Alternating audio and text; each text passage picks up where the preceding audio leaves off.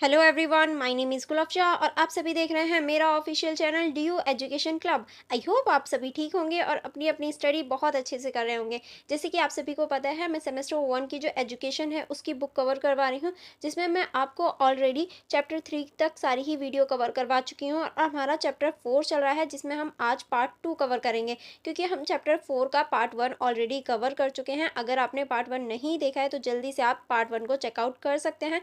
And for more connectivity, for more videos, आप मेरे YouTube channel को सब्सक्राइब कर सकते हैं, ताकि मेरी जितने भी अपकमिंग वीडियोस आएँ आप उन्हें देख पाएँ और अपनी स्टडी को ईजी वे में कर पाएँ, क्योंकि मैं आपको बुक से पढ़ाती हूँ ताकि कोई भी कन्फ्यूजन क्रिएट नहीं हो। जैसे कि आप देख सकते हैं, ये जो बुक है ये आपको एसओएल द्वारा प्रोवाइड कराई जाएगी, यानी आपके कॉलेज द्वारा ये आपको प्रोवाइड कराई जाएगी। जैसे कि आप देख सकते हैं, आपकी जो बुक है इसका नाम हिंदी में दे रखा है पर्यावरणीय विज्ञान व्यवहार में सिद्धांत 1, यानी environmental science theory into practices 1, जो कि आपकी सेमेस्टर 1 एंड सेमेस्टर 2 दोनों की ही बुक है। तो ये दोनों ही सेमेस्टर में इंपॉर्टेंट बुक है, या ये कहें दोनों ही सेमेस्टर के लिए ये वीडियो आपके लिए इंपॉर्टेंट होने वाली है, क्योंकि दोनों ही सेमेस्टर में ये बुक सेम ही है। चाहे आप सेमेस्टर 1 के स्टूडेंट हो या सेमेस्टर 2 के स्टूडेंट हो, तो आप दोनों ही सेमेस्टर के लिए मेरी इस वीडियो को देख सकते हैं। एंड अपने फ्रेंड्स के साथ भी शेयर करना मत भूलिएगा। अगर आप सेमेस्टर 1 में हैं एंड आपके फ्रेंड्स सेमेस्टर 2 में हैं, तो आप उनके साथ शेयर कर सकते हैं। अदरवाइज अगर आप सेमेस्टर 2 में हैं, तो आप अपने फ्रेंड्स यानी सेमेस्टर 1 वाले फ्रेंड्स के साथ शेयर कर सकते हैं।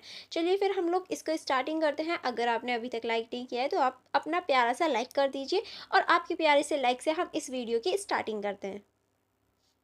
जैसे कि आप सभी स्क्रीन पर देख सकते हैं, ये जो हमारा चैप्टर है ये चैप्टर 4 है, यानी इकाई 4 है, और इस इकाई का नाम है परिस्थितिकी तंत्र, प्रकार और सेवाएं, जिसमें हम ऑलरेडी जो हमारी वीडियो 1 थी इस चैप्टर की, जिसमें हम ऑलरेडी परिस्थितिकी तंत्र के बारे में और कुछ प्रकारों के बारे में चर्चा कर चुके थे। अब इससे आगे जो इतने भी प्रकार दे रखे हैं और जो सेवाएं दे रखी हैं परिस्थितिकी तंत्र की, अब हम उन सभी को डिस्कस करने वाले हैं। चलिए फिर वन बाय वन हम उन सभी को डिस्कस करते हैं। जहाँ से हमने लास्ट छोड़ा था, अब हम वहीं से कंटिन्यू करेंगे। ओके, जैसे कि आप सभी देख सकते हैं, हमारा जो नेक्स्ट टॉपिक स्टार्ट होने वाला था वो था हमारा जलीय परिस्थितिकी तंत्र, क्योंकि जो हमारा स्थान वाला परिस्थितिकी तंत्र होता है वो हम ऑलरेडी कवर कर चुके थे। अगर आपने वो नहीं देखा है तो आप मेरी यूट्यूब चैनल पर विजिट कर सकते हैं और उन सभी को देख सकते हैं, या फिर मैं आपको डिस्क्रिप्शन बॉक्स में पूरी ही प्लेलिस्ट का लिंक दे दूंगी, तो आप वहाँ जाकर भी उन्हें चेक कर सकते हैं।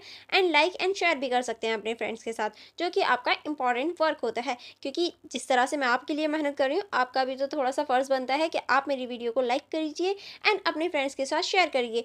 एंड आपके फ़ोन में जितने भी ग्रुप्स हों स्टडी वाले, आप वहाँ मेरी वीडियो को शेयर कर सकते हैं एक अच्छे स्टूडेंट की तरह। चलिए फिर हम लोग अब जलीय परिस्थितिकी तंत्र को देख लेते हैं कि जलीय परिस्थितिकी तंत्र होता क्या है। ठीक है, चलिए स्टार्टिंग करते हैं। इसके अंतर्गत आप लिखेंगे, पृथ्वी पर विभिन्न प्रकार के जलीय परिस्थितिकी तंत्र मौजूद हैं, यानी जो हमारी पृथ्वी है उस पर सिर्फ एक प्रकार का परिस्थितिकी तंत्र न होकर जलीय परिस्थितिकी तंत्र में भी हम कई टाइप दे सकते हैं।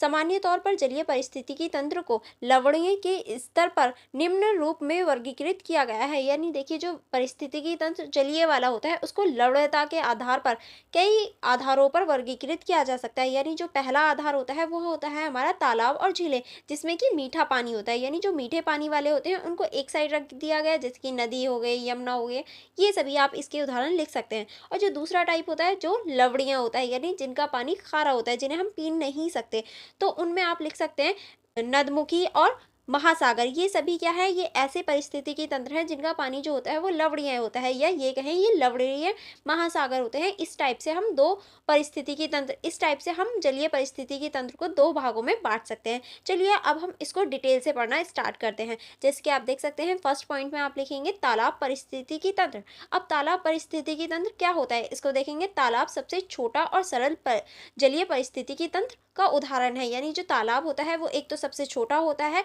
और सबसे सरल होता है, जो कि जलीय परिस्थितिकी तंत्र के उदाहरण में आप लिख सकते हैं। तालाब परिस्थितिकी तंत्र मानसून समाप्त होने के बाद सूख जाते हैं और अगले मानसून के आने तक उस पर स्थलीय पौधे उग जाते हैं, यानी जो तालाब होता है वो सिर्फ मानसून मानसून ही रहता है, और मानसून खत्म होने के बाद वो सूख जाता है और अगले मानसून में ही उसमें पानी आता है। जैसे कि मानसून आता है, शैवाल, कीड़े, घोंगे और कीड़े जैसे जीव तालाब के तल से बाहर निकल आते हैं। ठीक है, ये सभी हम देख सकते हैं तालाब में। घोंगे और जो हमारे कीड़े होते हैं, और कीड़े जैसे बहुत सारे कीट जो होते हैं वहाँ पर जाके बस जाते हैं, और जैसे ही मानसून वापस आता है तो वो वहाँ से निकलने शुरू हो जाते हैं। धीरे धीरे बड़े जानवर जैसे उभयचर केकड़े और बड़ी मछलियाँ भी तालाब में लौट आती हैं। यानी ये सारी चीज़ें भी हम बाद में, जैसे ही मानसून वापस आता है तो तालाब में हम बड़ी-बड़ी मछलियाँ, केकड़े और उभयचरों को भी देख सकते हैं, ठीक है? जो एंड अब हमारा जो दूसरा होता है वो होता है झील पारिस्थितिकी तंत्र। अब हम देखेंगे झील पारिस्थितिकी तंत्र क्या होता है। दूसरी ओर झील बड़ी स्थलीय तालाबों की तरह कम होती हैं। यानी देखिए जो दूसरी स्थान पर आती हैं वो होती हैं हमारी झील पारिस्थितिकी तंत्र, क्योंकि झीलों में वर्ष भर जल रहता है और ये जो झील होती हैं ये तालाबों से अलग होती हैं, क्योंकि तालाबों में पर्टिकुलर एक टाइम के लिए पानी होता है जब मानसून होता है, लेकिन जो झील होती हैं उनमें हमेशा पूरे वर्ष ही पानी रहता है। शैवाल, सूक्ष्मजीव जैसे जीव और शाकाहारी मांसाहारी मछलियाँ दोनों झीलों में कई खाद्य श्रृंखला बनाती हैं। कैटफिश जैसे मछलियाँ भी झीलों में पाई जाती हैं। यानी हम देख सकते हैं जो शैवाल होते हैं, सूक्ष्म जीव होते हैं और शाकाहारी और मांसाहारी जो मछलियाँ होती हैं ये सभी हम इसमें पानी में देख सकते हैं, यानी झील के पानी में देख सकते हैं, जो विशेष रूप से झीलों के तल पर मौजूद मलबे को खाती हैं। जो झील होती है उसके जो आसपास का जो तल होता है उस पर जो मल हो जाता है उसको वो मछलियाँ खाती हैं। आई होप आपको झील भी अच्छे से समझ में आ गई होगी। अब हम नेक्स्ट पॉइंट देखेंगे। नेक्स्ट है हमारा धाराएं और नदियां। अब हम धाराओं और नदियों के बारे में चर्चा करेंगे। धाराएं और नदियां लौटिक पारिस्थितिकी तंत्र के उदाहरण हैं। यानी जो धाराएं और नदियां होती हैं वो लौटिक पारिस्थितिकी तंत्र के उदाहरण होते हैं, जिनका अर्थ है बहुता पारिस्थितिकी तंत्र। यानी ऐसा पारिस्थितिकी तंत्र जिसे हम बहुता कहा जा सकता है, उसमें हमारी धाराएं और नदियां आती हैं। ठीक है, आगे चलेंगे। आगे इसके अंतर्गत आप लिख सकते हैं लेटिक पारिस्थितिकी तंत्र की तुलना में लौटिक पारिस्थितिकी तंत्र में बड़े क्षेत्र के साथ पोषण तत्व और ऊर्जा का आदान प्रदान होता है। यानी जो लेटिक होता है वो छोटे क्षेत्र पे होता है और जो लोटिक होता है वो बड़े क्षेत्रों पे होता है, और यहाँ ऊर्जा का भी आदान प्रदान बड़े क्षेत्र पर देखा जा सकता है। नेक्स्ट आपको इसमें लिखना है इस पारिस्थितिकी तंत्र में दो क्षेत्र होते हैं। यानी ये जो पारिस्थितिकी तंत्र होता है इसमें दो क्षेत्र होते हैं। पहला होता है इसमें रैपिड क्षेत्र और पुल क्षेत्र। ठीक है, एक होता है रैपिड क्षेत्र और दूसरा होता है पुल क्षेत्र।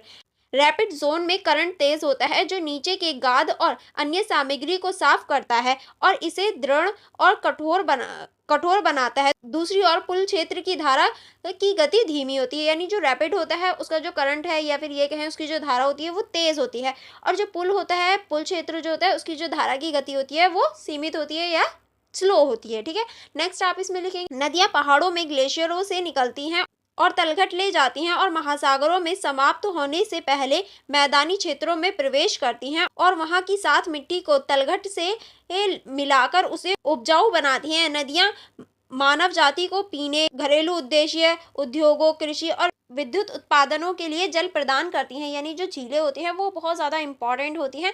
एक तो मिट्टी को उर्वरक बनाती हैं यानी मिट्टी को उपजाऊ बनाती हैं, और दूसरा ये मानवों के लिए पीने का पानी, घरेलू उपयोग के लिए पानी, उद्योगों के लिए, कृषि के लिए, और भी बहुत सारे ऐसे कार्य होते हैं जिनके ही वजह से, और भी ऐसे बहुत सारे कार्य होते हैं जो हमें झीलों के पानी की वजह से पूर्ति हो पाती है। तो इसीलिए मानव जाति के लिए या मानवों के लिए जो झील होती हैं वो इम्पॉर्टेंट रोल निभाती हैं। नेक्स्ट आप इसमें फोर्थ पॉइंट लिख सकते हैं। नेक्स्ट जो होगा वो होगा हमारा ज्वारनमुख। ज्वारनमुख एक खारे जल के पारिस्थितिकी तंत्र का एक उदाहरण है जहां लवणता का स्तर मध्यवर्ती है, यानी मीठे जल से पारिस्थितिकी तंत्र से अधिक और खारे जल के पारिस्थितिकी तंत्र से कम।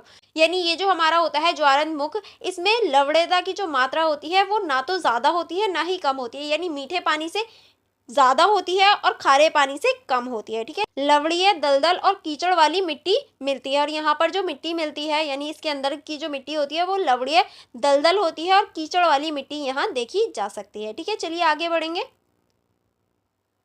आगे इसके अंतर्गत आप लिख सकते हैं अधिकांश मत्स्य पालन प्रत्यक्ष या अप्रत्यक्ष रूप से इस पारिस्थितिकी तंत्र में निर्भर है। यानी देखिए ज्वारंधमुख जो है वो मत्स्य पालन के लिए इम्पोर्टेंट है, चाहे वो प्रत्यक्ष रूप से यानी डायरेक्ट हो या फिर इनडायरेक्ट यानी अप्रत्यक्ष रूप से हो, तो ये दोनों ही रूप से इम्पोर्टेंट रोल निभाता है। चलिए अब हम फिफ्थ पॉइंट देख लेते हैं जो कि है हमारा महासागर। अब महासागर कैसे है चलिए इसे देख लेते हैं। हिंद महासागर, बंगाल की खाड़ी और अरब सागर भारत में महासागरों का समुद्री पारिस्थितिकी तंत्र का उदाहरण है। यानी अगर आप महासागर का उदाहरण देना चाहें तो हिंद महासागर, बंगाल की खाड़ी और अरब महासागर का उदाहरण दे सकते हैं। पृथ्वी की सतह पर 70% भाग महासागर से है। यानी देखिए जो पृथ्वी की सतह पर पानी है वो टोटल 70% जो पानी है वो महासागरों की वजह से ही है। जीवित जीव 5000 मीटर से भी अधिक गहराई में पाए जाते हैं। और यहाँ पर जो जीवित जीव होते हैं वो 5000 मीटर से भी अधिक गहराई में पाए जाते हैं। लेकिन समुद्र के तटीय क्षेत्रों में जीवों का घनत्व और विविधता अधिक होती है। सभी महासागर एक दूसरे से जुड़े होते हैं, यानी ऐसा नहीं है एक महासागर है तो दूसरे से कोई कनेक्ट ही ना हो, तो सारे ही महासागर एक दूसरे से कनेक्टेड होते हैं। मीठे जल के पारिस्थितिकी तंत्र 0.5% की तुलना में महासागरों में लवणता का स्तर 35% 1000 भाग जल वजन से या 3.5% बहुत अधिक है। तेज हवाओं जैसे कि ट्रेड पवनें चलने से महासागर जल लगातार क्षैतिज रूप से गति करता है, जिसे लहरें कहते हैं। और तेज हवाओं की वजह से जो महासागर होता है उसका जो पानी होता है वो लगातार गति करता रहता है, जिसकी वजह से उसे लहरें कहा जाता है। दूसरे ओर समुद्र का जल भी चंद्रमा, पृथ्वी और सूर्य के बीच गुरुत्वाकर्षणीय बल की विभिन्न अंत क्रिया से ऊपर और नीचे होता है। यानी देखिए, एक तो लहरें जो उठती हैं वो हवाओं की वजह से उठती हैं, और दूसरा जो कारण होता है लहरें उठने का वो चंद्रमा और पृथ्वी और सूर्य का जो गुरुत्वाकर्षण बल है, जिसकी वजह से भी हमारा जो समुद्र होता है उसमें लहरें उठती हैं। ठीक है, ये जो लहरें होती हैं पहली तो ये हवाओं की वजह से उठती हैं, और दूसरा जो कारण है वो गुरुत्वाकर्षण बल होता है जो कि हमारी पृथ्वी के अंदर है, और सूर्य और चंद्रमा की वजह से भी ये सारी चीजें देखी जा सकती हैं। इस ऊर्ध्ववर्त गति को ज्वार कहा जाता है, और इसी गति को ज्वार के नाम से जाना जाता है। आपने बहुत सुना होगा कि ज्वार भाटे आ गया या ज्वार हो गया है, ये सारी जो गतिविधि हैं ये इसी कारण से होती हैं। ठीक है, चलिए आगे बढ़ेंगे। आगे आप इसके अंतर्गत लिख सकते हैं, समुद्र के पारिस्थितिकी तंत्र में कई समुदाय शामिल हैं, जैसे तटीय, रेलिए, समुद्र तट और समुद्री मडफेल, समुद्री महान मैंग्रोव और परवाल भित्ति समुदाय पारिस्थितिकी तंत्र और आर्थिक रूप से महत्वपूर्ण है। ये सभी हमारे पारिस्थितिकी तंत्र में आते हैं, जलीय पारिस्थितिकी तंत्र में या महासागर के अंतर्गत हम इन्हें देख सकते हैं। इसके अलावा महाद्वीपीय शेल्फ में बैथोस समुदाय, समुद्री सतह पर प्लाजिक समुदाय और गहरे खुले महासागरों में बैथोस समुदाय भी महासागरों में पाए जाते हैं। इन प्रत्येक समुदायों में जीवों की अत्यधिक विविधता पाई जाती है, और इन सभी महासागरों में हम जो जीव होते हैं उनकी विविधता देख सकते हैं, क्योंकि अलग अलग जगह पर अलग अलग प्रकार के जीव देखने को मिलते हैं। तटवर्ती समुदाय तटीय क्षेत्र में पाए जाते हैं, जो लगातार लोगों और ज्वार से प्रभावित होते हैं। इन समुदायों में पाए जाने वाले कुछ जीवों में सीप, शाखाएं, लिम्पेट और समुद्री घास शामिल है। और जो जीव होते हैं इनमें जो अलग अलग प्रजाति पाई जाती हैं उनके कुछ उदाहरण या एग्जाम्पल के रूप में आप सीप लिख सकते हैं, शाखाएं लिख सकते हैं, लिम्पेट लिख सकते हैं और समुद्री घास लिख सकते हैं। ठीक है, चलिए आगे बढ़ेंगे। आगे अब इसके अंतर्गत आप लिख सकते हैं, कोरल लीफ समुदाय उष्णकटिबंधीय और उष्णकटिबंधीय महासागरों में गर्म जल में पाए जाते हैं। यानी कोरल लीफ जो समुदाय है ये उष्णकटिबंधीय और उष्णकटिबंधीय जो महासागर होते हैं जिसमें गर्म जल की धाराएं होती हैं वहाँ ये पाए जाते हैं। प्रवाल भित्ति एक अत्यधिक प्रजाति विविधता और समृद्धि वाले समुदाय हैं। प्रवाल भित्ति समुदायों के लिए कुछ जीवों में स्पंज, मॉलस्क, केकड़े और घोंगे शामिल हैं। यानी जो प्रवाल भित्ति होती है उसमें आप कुछ जीवों में इनके नाम लिख सकते हैं, जैसे कि मॉलस्क हो गया, केकड़ा हो गया और घोंगा हो गया, इन सभी के आप नाम लिख सकते हैं। ठीक है, चलिए आगे बढ़ेंगे। आगे अब हम देखेंगे महाद्वीपीय शेल्फ के महाद्वीपीय शेल्फ क्या होते हैं। महाद्वीपीय शेल्फ क्षेत्रों में बैथोस समुदाय तटीय क्षेत्र के नीचे तल पर पाए जाते हैं। यानी ये जो है ये तटीय क्षेत्र के जो नीचे वाला तल होता है वहाँ पाए जाते हैं। बदलती गहराई के साथ समुद्रों में भिन्नता मिलती है, क्योंकि प्रकाश समुद्र के इस हिस्से में प्रवेश करता है। इसमें कई जीव जैसे विभिन्न शैवाल समुदाय, मछली और स्टेशियन मिलते हैं। यानी देखिए जो समुदाय की सतह होती है वो भिन्न भिन्न जगहों पर भिन्न भिन्न देखी जा सकती है, क्योंकि हर जगह जो सूरज का प्रकाश होता है वो एक जैसा नहीं होता, इसीलिए हर जगह जो ज़मीन है वो अलग अलग होती है, वहाँ अलग अलग प्रकार के जीव पाए जाते हैं। ठीक है, चलिए आगे बढ़ेंगे।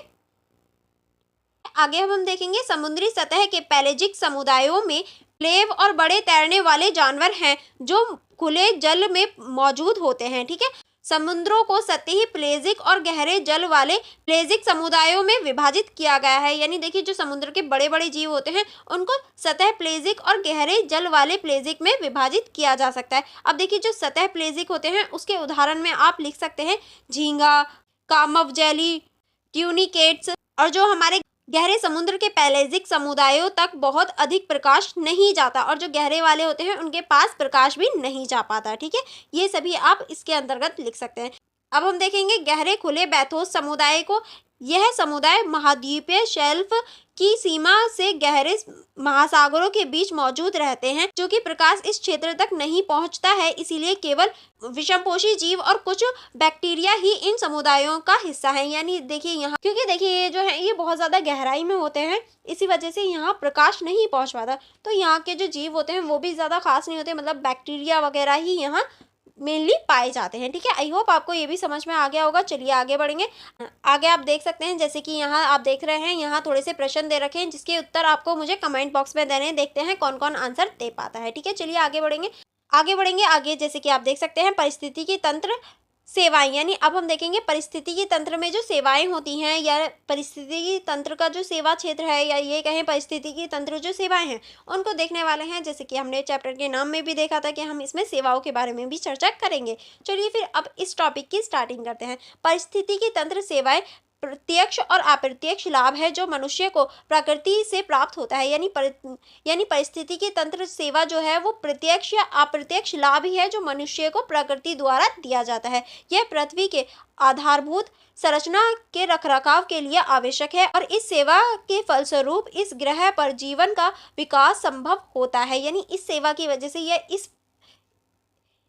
इस परिस्थितिकी तंत्र की वजह से ही जो पृथ्वी है उस पर जो जीवन है वो रह पाता है, या फलता फूलता है, या जीवन की संभावना है।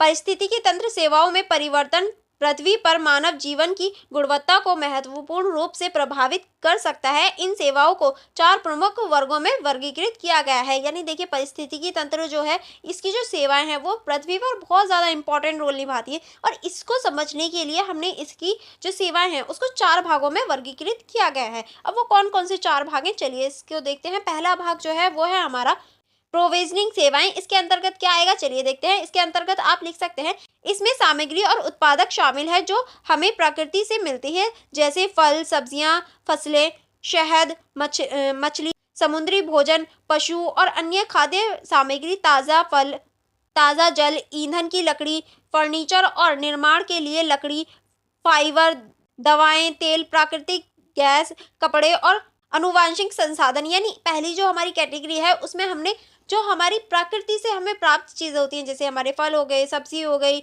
पशु हो गए, मछली वगैरह हो गई, पेड़ हो गए, या प्राकृतिक संसाधन हो गए, प्राकृतिक गैसें हो गई, जो हमें डायरेक्ट प्रकृति से मिल जाती हैं, उन सभी को रखा गया है। नेक्स्ट है हमारा विनियमन सेवाएं। इसको देख लेते हैं। विनियमन सेवाओं में आप क्या क्या लिख सकते हैं। मनुष्य परिस्थिति तंत्र के बुनियादी कामकाज के रखरखाव के द्वारा प्राप्त करता है। इसमें हवा और जल का शुद्धिकरण, जलवायु विनिमय, बाढ़ नियंत्रण, कार्बन भंडार, मिट्टी के कटाव की रोकथाम, प्राकृतिक खतरे का विनियमन, परागण, कीट नियंत्रण और रोगाणुओं द्वारा कचरे का अपघटन। यानी इसके अंतर्गत हम कह सकते हैं जो मनुष्य द्वारा मिलती तो प्रकृति से ही है, पर उसमें थोड़ा सा चेंज करके, यानी जैसे कि जलवायु शुद्धिकरण हो गया, बाढ़ नियंत्रण हो गया, कार्बन भंडार हो गए, इन सभी को इसके अंतर्गत हम लिख सकते हैं। ठीक है, चलिए आगे बढ़ेंगे। आगे जो हमारी तीसरी सेवा है उसको देख लेते हैं। तीसरी सेवा में आप लिख सकते हैं सांस्कृतिक सेवाएं। अब सांस्कृतिक सेवाएं कौन कौन सी होती हैं, चलिए देख लेते हैं। सांस्कृतिक सेवा गैर भौतिक लाभ है जो लोगों की प्रगति और सांस्कृतिक उन्नति में योगदान करती हैं। इसमें स्थानीय, राष्ट्रीय और वैश्विक संस्कृति में पारिस्थितिकी तंत्र की भूमिका शामिल है। यानी ये जो है ये गैर भौतिक लाभ होता है जो लोगों की प्रगति, संस्कृति में योगदान करता है और उसे राष्ट्रीयता और वैश्विक संस्कृति को आगे बढ़ाने का कार्य करता है। नेक्स्ट जो सेवा होती है वो होती है हमारी सहायक सेवाएं। अब सहायक सेवाएं कौन कौन सी, चलिए देख लेते हैं। इन सेवाओं में ऐसी प्रक्रियाएं शामिल हैं जो पारिस्थितिकी तंत्र के निर्माण के लिए आवश्यक हैं, जो बदले में ग्रह पर जीवन को बनाए रखती हैं। इसमें जैव भू रासायनिक चक्र, प्रकाश संश्लेषण, मिट्टी का निर्माण और जल चक्र जैसी प्रक्रियाएं शामिल हैं। यानी देखिए ऐसी बहुत सारी चीजें हैं जो ऊपर वाली तीनों को करने के लिए इम्पोर्टेंट है, तभी पृथ्वी पर जो जीवन है वो संभव हो पाएगा। जैसे कि हम भू रासायनिक चक्र के बारे में लिख सकते हैं, प्रकाश संश्लेषण के बारे में लिख सकते हैं, मिट्टी का है निर्माण और जो हमारा जल चक्र है, इन सभी के बारे में इसमें लिख सकते हैं, जो कि हमारी पृथ्वी के लिए इम्पोर्टेंट है, मानव जाति के लिए इम्पोर्टेंट है, क्योंकि अगर ये सारी चीज़ें नहीं होंगी तो शायद मानव जाति भी ना रह पाए। ठीक है, चलिए आगे बढ़ेंगे। आगे अब हम देखेंगे परिस्थितिकी तंत्र संरक्षण। अब हम देखेंगे परिस्थितिकी तंत्र संरक्षण क्या होता है। इसमें पहला पॉइंट आप लिख सकते हैं परिस्थितिकी बहाली। परिस्थितिकी बहाली अब क्या होता है इसको देख लेते हैं। इसके अंतर्गत आप लिखेंगे परिस्थितिकी बहाली का अर्थ है परिस्थितिकी तंत्र को पूर्ण स्थिति या पूर्ण स्थिति में पुनर्स्थापित करना। परिस्थितिकी बहाली परिस्थितिकी तंत्र में कई पहलुओं सुधारने पर केंद्र है, जो इस प्रकार, यानी देखिए जो परिस्थितिकी तंत्र बहाली है, ये जो है ये परिस्थितिकी तंत्र में जो मुख्य चीजें हैं उनको सुधारने और उनको केंद्र करने का कार्य करती है। अब कैसे, चलिए इसको देख लेते हैं। इसके अंतर्गत पहला पॉइंट आप लिख सकते हैं परिस्थितिकी तंत्र का स्वास्थ्य, वायु का शुद्धिकरण, कार्बन डाइऑक्साइड का पृथक्करण, जल का निस्पंदन, यानी जो हमारी वायु होती है उसका शुद्धिकरण होना चाहिए, कार्बन डाइऑक्साइड जो है वो पृथक्करण होनी चाहिए, वायु निस्पंद होनी चाहिए, ताकि जो परिस्थितिकी तंत्र है उसका स्वास्थ्य ठीक रहे और मानव जाति के लिए भी ये बहुत अच्छा रहेगा, क्योंकि अगर परिस्थितिकी तंत्र बिगड़ा तो मानव जाति का जो भविष्य है वो भी बिगड़ जाएगा, क्योंकि हमारा जो भविष्य है हम जो है पूरे ही परिस्थितिकी तंत्र पर डिपेंड करते हैं। नेक्स्ट आप देखेंगे, नेक्स्ट आप इसमें लिख सकते हैं परिस्थितिकी तंत्र की अखंडता, प्रजातियों की संरचना और सामुदायिक संरचना। ठीक है, नेक्स्ट आप इसमें लिख सकते हैं स्थिरता, अशांति के लिए प्रतिरोध और लचीलापन होना चाहिए। ठीक है, अब इसके अंतर्गत हमारा नेक्स्ट टॉपिक स्टार्ट होता है, वो है हमारा पुनर्वास। अब देखेंगे ये क्या होता है। इसका अर्थ है खराब भूमि को उसकी मूल स्थिति के बावजूद पूरी तरह कार्यात्मक परिस्थितिकी तंत्र में वापस करना, यानी जो खराब भूमि हो जाती है, जो बंजर हो जाती है, उसको मूल रूप में वापस लाना, यानी पहले वाले रूप में उसको लाने का प्रयास करना, लेकिन पूर्ण भूमि उपयोग योजना के अनुसार, यानी जो पूर्ण भूमि योजना है उसके अनुसार करना ही ये हमारा कहलाता है। ठीक है, अब हम देखेंगे उपचार। उपचार क्या होता है इसको देख लेते हैं। यह एक ऐसी प्रक्रिया है जिसमें मानव और परिस्थितिकी तंत्र के स्वास्थ्य की रक्षा के लिए प्रदूषण, परिस्थितिकी तंत्र की भौतिक और जैविक तरीकों का उपयोग करके रासायनिक प्रदूषणों को साफ किया जा सकता है, यानी जो रासायनिक प्रदूषण है, भौतिक प्रदूषण है, इन सभी को साफ करना ही हमारा उपचार कहलाता है। ठीक है, अब हम देखेंगे सुधार। सुधार क्या होता है चलिए देख लेते हैं। यह एक ऐसी प्रक्रिया है जिसके द्वारा गंभीर रूप से क्षतिग्रस्त भूमि को जैविक समुदाय और उत्पादकता को बहाल किया जाता है, यानी देखिए जो हमारा सुधार होता है उसकी वजह से जो गंभीर रूप से जो क्षतिग्रस्त भूमि होती है, यानी जो बेकार हो चुकी होती है भूमि, उसको दोबारा से उत्पादकता बनाना, उसकी जो उत्पादकता है उसको लौटाना है, यानी उत्पादक, यानी उसको अच्छा बना देना ही हमारा सुधार कहलाता है। चलिए आगे बढ़ेंगे। आगे है हमारा शमन। अब शमन क्या होता है देखिए, इसे गिरावट के स्रोत के प्रभाव को कम करने के लिए बहाली, पुनर्व्यास या सुधार प्रक्रिया के रूप में परिभाषित किया जा सकता है, यानी देखिए जो हमारा शमन है ये जो है ये बाहरी प्रक्रिया या बाहरी सुधार या इसके रूप में हम इसे परिभाषित कर सकते हैं। आई होप आपको ये भी टॉपिक अच्छे से समझ में आ गया होगा और यहाँ आपके थोड़े से क्वेश्चन हैं, आपको इनके भी मुझे आंसर कमेंट बॉक्स में देना है। एंड नेक्स्ट आपका सारांश शुरू हो जाता है। अगर आप चाहें तो सारांश पढ़ सकते हैं, क्योंकि जो भी मैंने आपको पढ़ाया है ये वही सारी चीज़ें हैं, फिर भी मैं आपको एक बार दिखा देती हूँ, अगर आप चाहें तो इसे रीड आउट कर सकते हैं। ओके, उसके बाद में जैसे कि आप देख सकते हैं आपकी शब्दावली शुरू हो जाती है, जो कि इंपॉर्टेंट वर्ड्स की होती है। आप चाहें तो स्क्रीनशॉट ले सकते हैं, अदरवाइज मेरा टेलीग्राम ग्रुप ज्वाइन कर लीजिए, वहाँ मैं आपको सारी ही जो इंपॉर्टेंट चीज़ें हैं वो आपको प्रोवाइड करवा देती हूँ, उसका लिंक आपको डिस्क्रिप्शन बॉक्स में मिल जाएगा। अब देखिए ये जो है ये जितने भी आपके पार्ट में यानी चैप्टर में जो भी मैंने अभी तक आपसे क्वेश्चन पूछे हैं ये सभी के उत्तर हैं, लेकिन आप चीटिंग मत करना, पहले आप खुद उत्तर देना, फिर उसके बाद में ये उत्तर चेक करना कि आपके सेम है या नहीं, यानी आपके जो उत्तर हैं वो मैच करते हैं या नहीं, या आपने सिर्फ ऐसे ही ऊपर ऊपर से पढ़ लिया, आपकी समझ में आया भी या नहीं, वो आपके उत्तरों से पता चल जाएगा। यहाँ कुछ प्रश्न दे रख, अगर आप चाहें तो इन सभी के उत्तर लिखकर मुझे सेंड कर सकते हैं, मैं ज़रूर चेकआउट करूँगी और आपको फीडबैक भी दूंगी। एंड यहाँ ये आपका पूरा ही चैप्टर जो है वो फिनिश हो जाता है। आई होप आपको पूरा ही चैप्टर अच्छे से समझ में आ गया होगा। अगर आपको कोई डाउट हो या कोई क्वेरी हो तो आप मुझसे कमेंट बॉक्स में पूछ सकते हैं, otherwise for more information, for more connectivity आप मेरी इंस्टाग्राम आईडी को चेकआउट कर सकते हैं। एंड आप मेरे टेलीग्राम ग्रुप को ज्वाइन कर सकते हैं, जहां मैं मोर इन्फॉर्मेशन देती हूँ अपनी अपकमिंग वीडियोस के बारे में, और जो भी आपकी थोड़ी बहुत चीज़ें रह जाती हैं या फिर ये कहूँ जो पिक्चर्स इंपॉर्टेंट होती हैं, वो मैं आपको सभी टेलीग्राम ग्रुप में शेयर कर देती हूँ। एंड अगर आपको कोई क्वेरी हो तो आप वहाँ भी मुझसे पूछ सकते हैं। चलिए फिर मिलते हैं नेक्स्ट वीडियो में। आप मेरी वीडियो को लाइक करना एंड अपने फ्रेंड्स के साथ शेयर करना मत भूलिएगा। एंड यहाँ तक देखिए तो लाइक करे बिना मत जाइएगा। ओके, चलिए फिर मिलेंगे नेक्स्ट वीडियो में। Thank you for watching everyone.